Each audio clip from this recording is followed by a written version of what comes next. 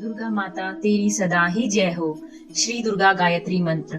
ओम महादेव्य विद्महे दुर्गाय धीमहि तन्नो देवी प्रचोदयात्। जय माता दी। व्रत करने की विधि। इस व्रत में उपवास या फलाहार आदि का कोई विशेष नियम नहीं है। प्रातः काल उठकर स्नान करके मंदिर में जाकर या घर पर ही नवरात्रों में दुर्गा जी का ध्यान करके यह कथा पढ़नी चाहिए। कन्याओं के लिए यह व्रत विशेष फलदायक है।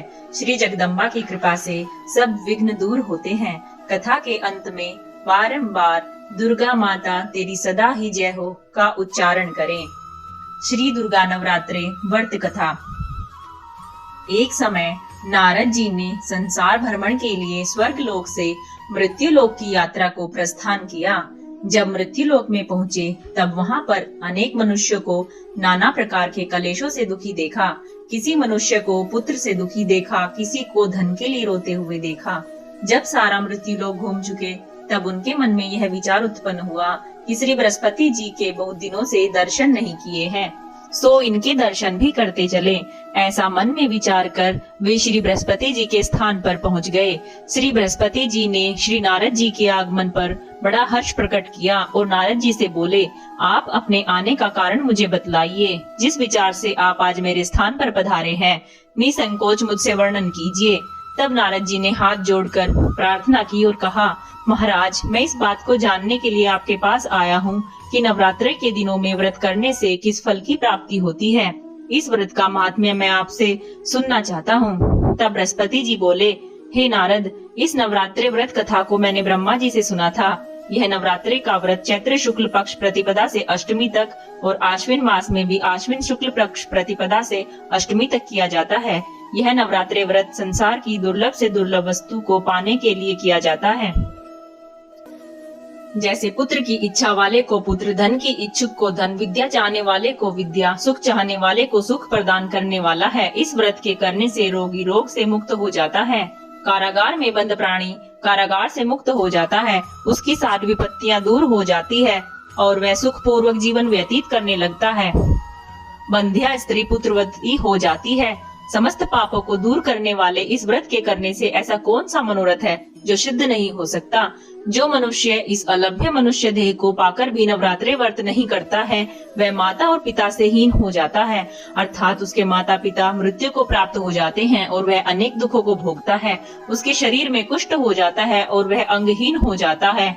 उसमें संतानोत्पत्ति का सामर्थ्य नहीं रह जाता। इस प्रकार वह मूर्ख अनेक दुख भोगता है। इस व्रत को न करने वाला निर्दयी मनुष्य धन और धान्य से रहित हो, भूख और प्यास से पीड़ित होकर पृथ्वी पर घूमता है और गूंगा हो जाता है। जो सधवा स्त्री भूलवश इस व्रत को नहीं करती, वह पति से हीन होकर नाना प्रकार के दुखों को भोगती है। नवरात्रि में यदि व्रत करने वाला मनुष्य सारे दिन का उपवास न कर सके तो एक समय भोजन करे और उस दिन बांधवों सहित नवरात्रि व्रत की कथा का स्मरण करे।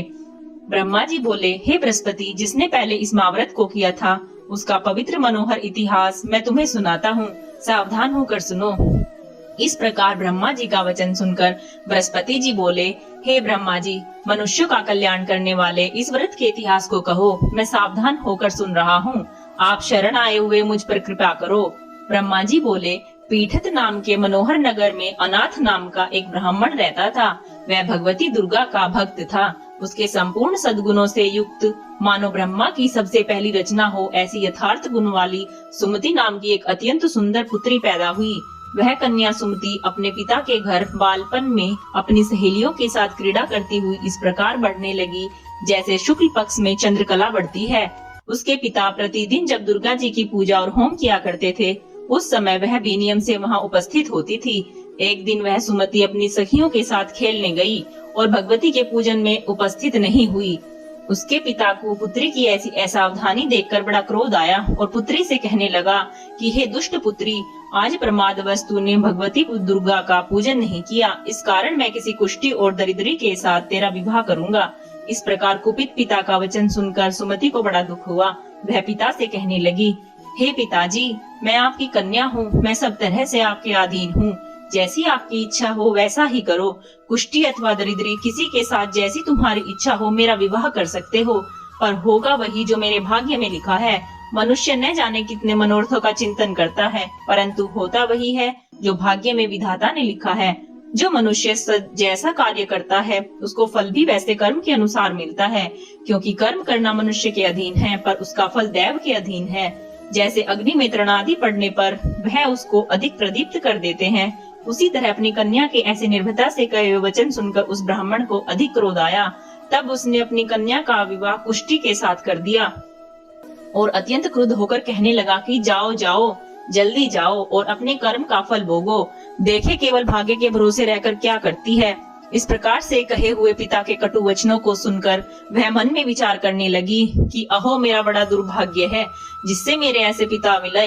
इस तरह अपने दुख का विचार करती हुई वह सुमति अपने पति के साथ वन में चली गई और भयावने कुश कष्टक युक्त उस स्थान पर उसने वह रात बड़े कष्ट से व्यतीत की।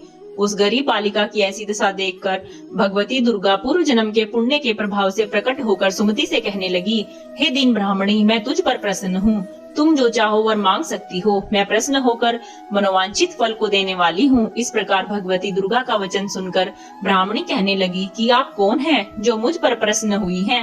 वह सब मुझसे कहो और अपने कृपा कटाक्ष से मुझ दीन दासी को कृतार्थ करो। ऐसा ब्राह्मणी का वचन सुनकर देवी कहने लगी कि मैं आदि शक्ति हूँ और मैं ही ब्रह्म विद्या व सरस्वती हूँ।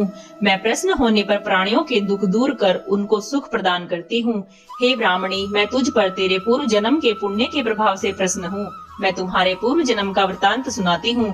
तू पूर्व जन्म में निषाद यानी के भील की स्त्री थी और अति पतिव्रता थी। एक दिन तेरे पति निषाद ने चोरी की। चोरी करने के कारण तुम दोनों को सिपाहियों ने पकड़ लिया और ले जाकर कारागार में बंद कर दिया। उन लोगों ने तुझको और तेरे पति को भोजन भी नहीं दिया। इस प्रकार नवरात्रि के दिनों में तुमने न कुछ खाया और न ही जल पिया, इसलिए 9 दिनों तक नवरात्रि का व्रत हो गया। हे ब्राह्मणी, उन दिनों में व्रत हुआ, उस व्रत के प्रभाव से प्रसन्न होकर मैं तुम्हें मनोवांछित फल दे रही हूँ।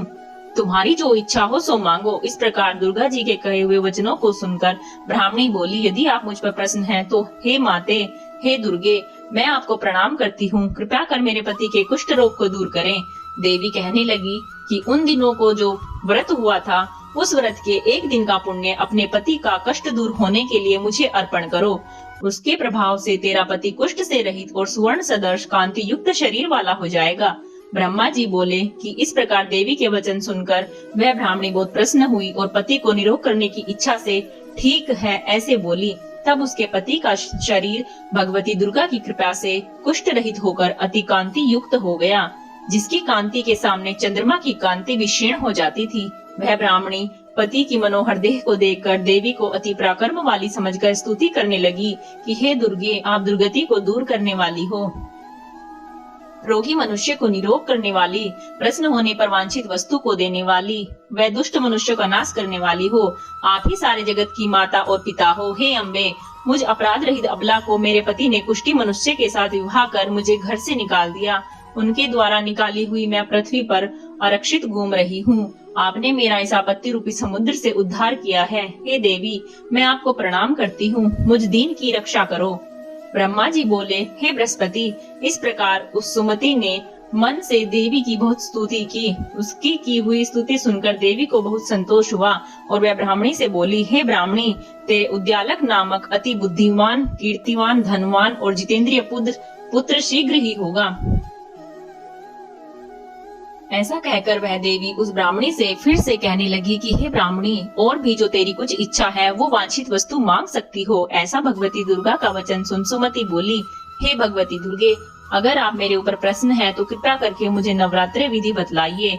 हे दयामयी, जिस विधि से नवरात्रि व्रत करने से आप प्रसन्न होती हैं, उस विधि उसके फल को मेरे लिए विस्तार से वर्णन करें। इस प्रकार ब्राह्मणी के कहे हुए वचन सुनकर भगवती दुर्गा बोली, हे ब्राह्मणी, मैं तुम्हारे संपूर्ण पापों को दूर करने वाली नवरात्रि व्रत विधि को बतलाती हूँ, जिसके सुनने मात्र से अनेक पापों से छुटकर मोक्ष की प्राप्ति हो जाती है। चैत्र मास अथवा आश्विन मास के शुक्ल पक्ष की प्रतिपदा से 9 दिन तक विधि पूर्वक व्रत करें। यदि दिन भर का व्रत न कर सके तो एक समय भोजन करें। किसी विद्वान ब्राह्मण से पूछकर घट स्थापित करें और वाटिका बनाकर उसको प्रतिदिन जल से सींचे। महाकाली, महालक्ष्मी और महासरस्वती इनकी मूर्तियां बनाकर उनकी नित्य विधि सहित पूजा करें और पुष्पों से विधि पूर्वक अर्घ्य दें। बिजोरा के फल से अर्घ्य देने से रूप की प्राप्ति होती है। जायफल से कीर्ति और दाख से कार्य की सिद्धि होती है। आंवले से सुख व केले से भूषण की प्राप्ति होती है। इस प्रकार फलों से अर्घ्य देकर यथाविधि हवन करें। खांड, घी, गेहूं, शहद, खीर, जौ, तिल, बिल्व, नारियल, दाख और कदम्ब इनके हवन करें। गेहूं द्वारा होम करने से लक्ष्मी जी की प्राप्ति होती है। खीर से मोक्ष, चंपा के पुष्पों से धन व पत्तों से तेज और सुख की प्राप्ति होती है। आंवले से कीर्ति व केले से पुत्र होता है। कमल से राज सम्मान और दाखों से सुख संपत्ति की प्राप्ति होती है। खांड, घी, नारियल, शहद, जौ और तिल इनसे तथा फलों से होम करने से वांछित वस्तु प्राप्त होती है। व्रत करने वाला मनुष्य इस विधान से होम कर आचार्य को अत्यंत नम्रता के साथ प्रणाम करे और यज्ञ की सिद्धि के लिए उसे दक्षिणा दे। इस महाव्रत को पहले बताई हुई विधि के अनुसार जो कोई करता है उसके सब मनोरथ सिद्ध हो जाते हैं। इसमें तनिक भी संशय नहीं है। इन 9 दिनों में जो कुछ दान दिया जाता है उनका करोड़ों गुना फल मिलता है। हे ब्राह्मणी, इस संपूर्ण कामनाओं को पूर्ण करने वाले उत्तम व्रत को तीर्थ, मंदिर अथवा घर में ही विधि के अनुसार करें। ब्रह्मा जी बोले, हे बृहस्पति, इस प्रकार ब्राह्मणी को व्रत की विधि और फल बतलाकर भगवती दुर्गा अंतर्ध्यान हो गई। जो पुरुष या स्त्री इस व्रत को भक्ति पूर्वक करता है वह इस लोक में सुख पाकर अंत में दुर्लभ मोक्ष को प्राप्त होता है। हे बृहस्पति, इस दुर्लभ व्रत का महात्म्य मैंने तुम्हारे लिए बतलाया है। ब्रह्मा जी के ऐसे वचन सुनकर बृहस्पति जी आनंद के कारण रोमांचित हो गए और ब्रह्मा जी से कहने लगे कि हे ब्राह्मण, आपने मुझ पर अति कृपा की, जो अमृत के समान इस नवरात्रि व्रत का महात्म्य सुनाया। हे प्रभु, आपके बिना और कौन इस महात्म्य को सुना सकता है। तुमने सब प्राणियों का हित करने वाले इस अलौकिक व्रत को पूछा, इसलिए तुम धन्य हो। यह भगवती महाशक्ति संपूर्ण लोकों का पालन करती है। इस महादेवी के प्रभाव को कौन जान सकता है। दुर्गा माता की सदा ही जय हो। माता की सदा ही जय हो। जय माता दी, जय माता दी, जय माता दी, जय माता दी। मेरी आप सभी से प्रार्थना है, अगर आपने मेरे चैनल को सब्सक्राइब नहीं किया है तो प्लीज़ मेरे चैनल को सब्सक्राइब करें और बेल आइकन दबाना ना भूलें ताकि मेरी लेटेस्ट वीडियो आप तक पहुंच पाए। जय माता दी।